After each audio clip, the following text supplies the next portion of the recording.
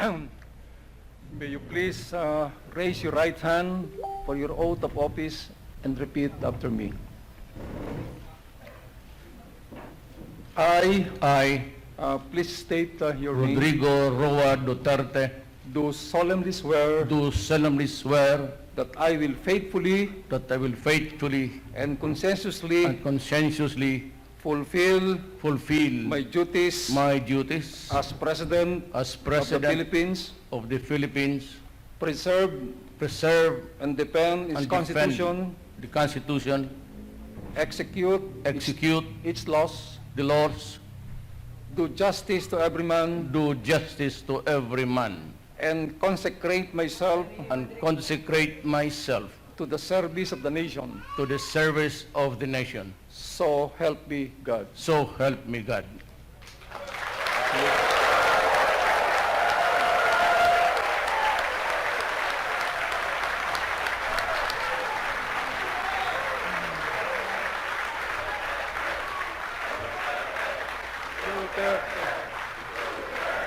The President will now proceed to sign his oath of office.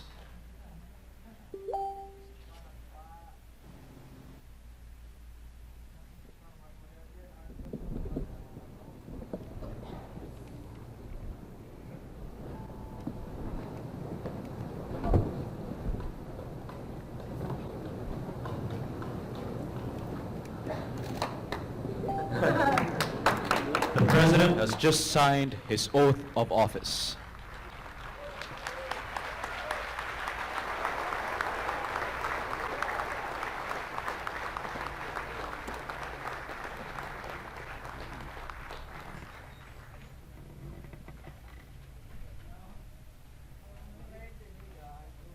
Excellencies, ladies and gentlemen, the President of the Philippines, Rodrigo Roa Duterte.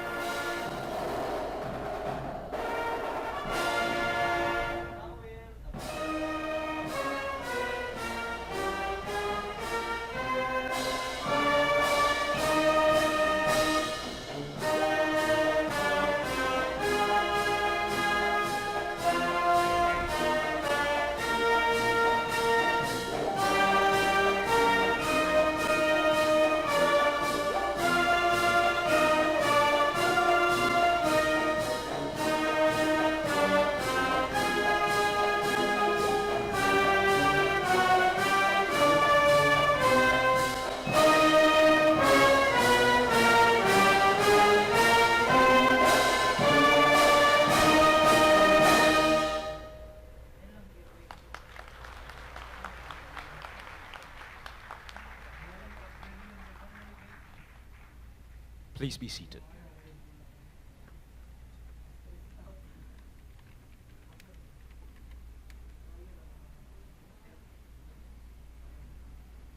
President Fidel Ramos, Sir, salamat po sa tulong mo making me President. President Joseph Ejercito Estrada, Senate President Franklin Drilon and the members of the Senate, Speaker Feliciano Belmonte and the members of the House of Representatives, Chief Justice Maria Lourdes Sereno and Associate Justices of the Supreme Court, His Excellency Giuseppe Pinto and the members of the Diplomatic Corps, incoming members of the Cabinet, fellow workers in government, my fellow countrymen.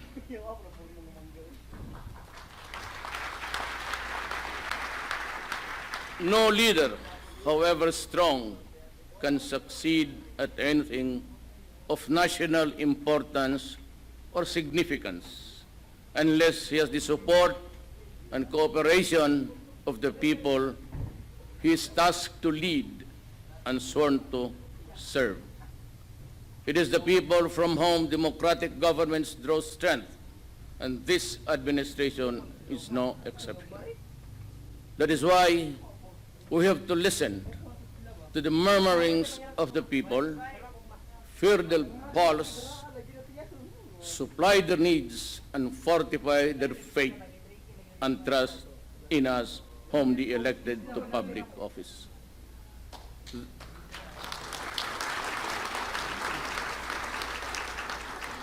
There are many amongst us who advance the assessment that the problems that bedevil our country today, which need to be addressed with urgency, are corruption, both in the high and low echelons of government, criminality in the streets, and the rampant sale of illegal drugs in all strata of Philippine society, and the breakdown of law and order, true but not absolutely so. For I see these ills are mere symptoms of a virulent social disease that creeps and cuts into the moral fiber of Philippine society. I sense a problem deeper and more serious than any of those mentioned or all of them put together. But of course, it is not to say that we will ignore them, because they have to be stopped by all means that the law allows. Erosion of faith and trust in government, that is the real problem that confronts us. Resulting therefrom, I see the erosion of the people's trust in our country's leaders, the erosion of faith in our judicial system, the erosion of confidence in the capacity of our public servants to make the people's lives better, safer, and healthier.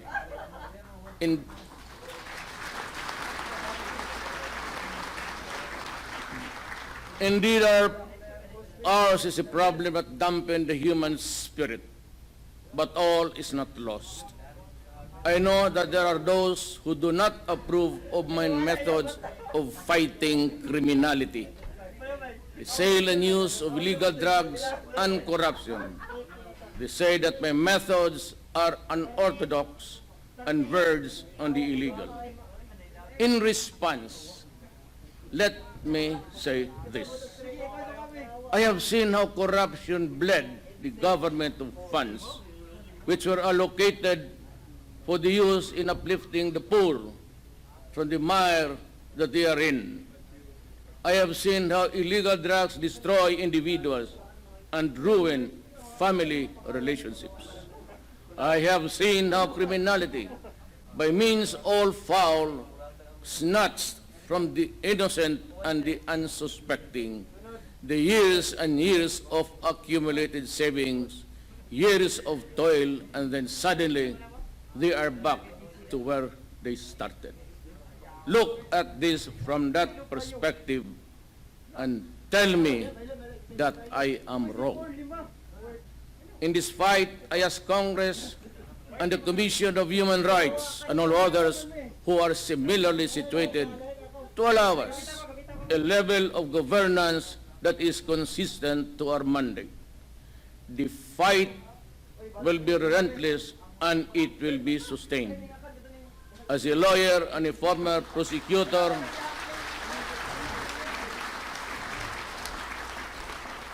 I know the limits of the power and authority of the President. I know what is legal and what is not. My adherence to due process and the rule of law is uncompromising.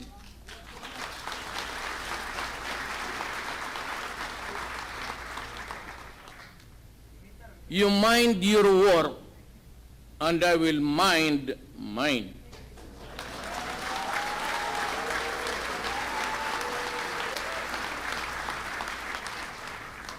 Malasakit, tunay na pagbabago, tinud-anay ang kausaban.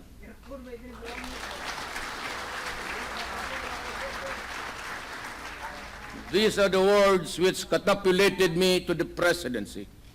The slogans were conceptualized not for the sole purpose of securing the votes of the electorate. Tinud-anay ang kabaguhan, mao kani ang tumong sa atong gobyerno.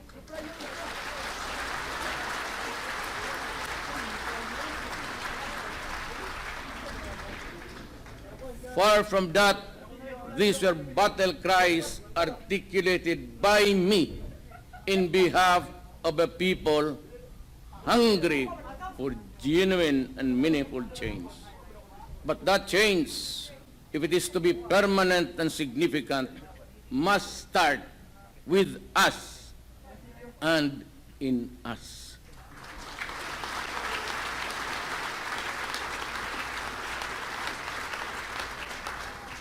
To borrow the language of F. Chinel Jose, we have become our own worst enemies, and we must have the courage and the will to change ourselves. Love of country, subordination of personal interests to the common good, concern and care for the helpless and the impoverished. These are among the lost and faded values that we seek to recover and revitalize as we commence our journey towards a better Philippines.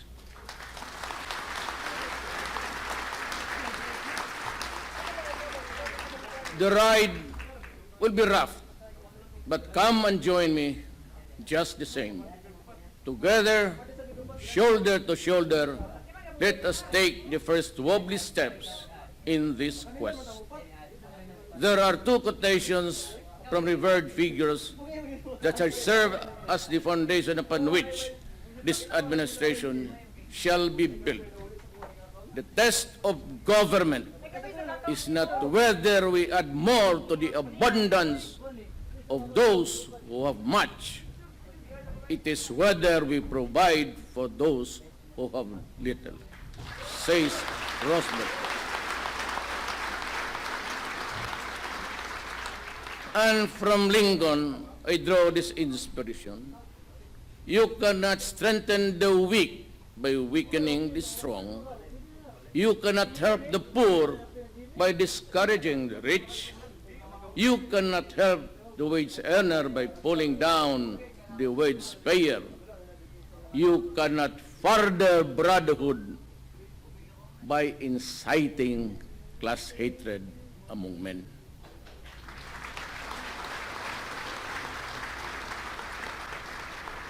My economic and financial political policies are contained in those quotations, though couched in general terms. Read between the lines. I need not go to specifics now. They shall be supplied to you in due time. However, there are certain policies and specifics of which cannot help wait for tomorrow to be announced. Therefore, I direct all department secretaries and the heads of agencies to reduce requirements and the processing time of all applications from the submission to release. I order all department secretaries and heads of agencies to remove redundant requirements, and compliance with one department or agency shall be accepted as sufficient for all. I order all department secretaries and heads of agencies to refrain from changing and bending the rules of government contracts, transactions, and projects already approved and awaiting implementation. Changing the rules when the game is ongoing is wrong. I abhor secrecy and instead advocate transparency in all government contracts, projects, and business transactions, from submission of proposals to negotiation to perfection and finally to consummation.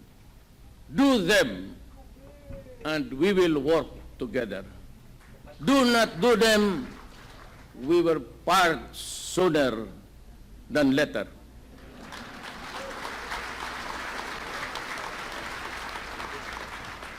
On the international front and community of nations, let me reiterate that the Republic of the Philippines will honor treaties and international obligations.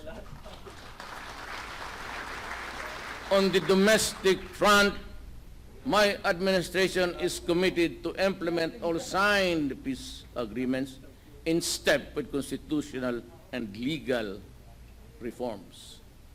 I am elated by the expression of unity among our Moro brothers and leaders and the response of everyone else to my call for peace.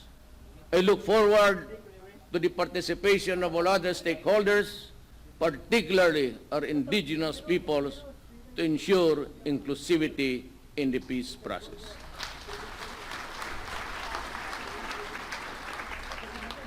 Let me remind, in the end of this talk, that I was elected to the presidency to serve the entire country. I was not elected to serve the interest of any person or any group or any one class. I serve everyone and not only one.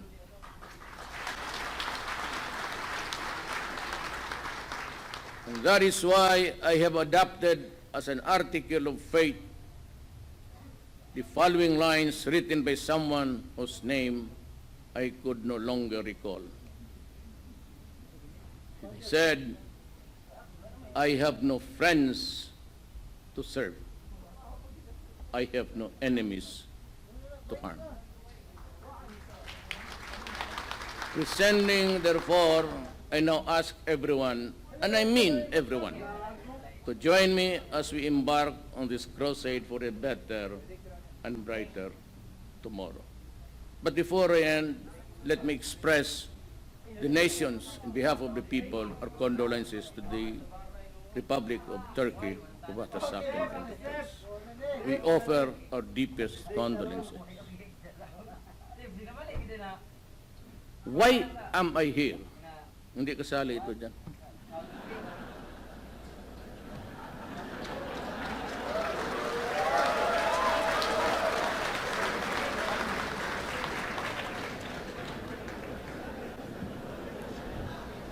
The past tense was, I am here because I love my country and I love the people of the Philippines.